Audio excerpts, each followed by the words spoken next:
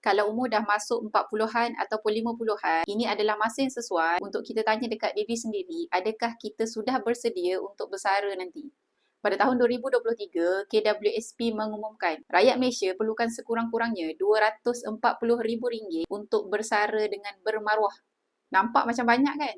Tapi cuba kita kira semula. Purata jangka hayat rakyat Malaysia adalah sekitar 75 tahun. So kalau bersara umur 55, bermaksud kita ada 20 tahun lagi nak hidup. RM240,000 bahagi dengan 20 tahun, bahagi dengan 12 bulan. Bersamaan dengan RM1,000 sebulan. Sekarang kita tanya semula dekat diri sendiri, adakah RM1,000 cukup untuk kita teruskan gaya hidup sekarang?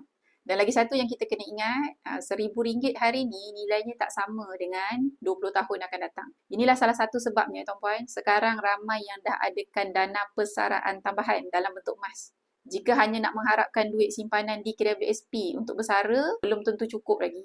Emas bukanlah pelaburan yang boleh berkembang nilainya. Bila kita tukarkan simpanan wang fiat ke dalam bentuk emas fizikal yang macam ni, sebenarnya kita mengekalkan nilai simpanan. Kerana emas ni dia tidak akan terjejas oleh kejatuhan nilai mata wang. Dalam masa yang sama, harga emas akan meningkat dalam tempoh jangka masa panjang disebabkan oleh inflasi. Okey, semoga perkongsian saya jelas. Bagi tuan-puan yang nak adakan simpanan tambahan untuk dana persaraan dalam bentuk emas, boleh klik link di profil saya. InsyaAllah saya bantu sebaiknya.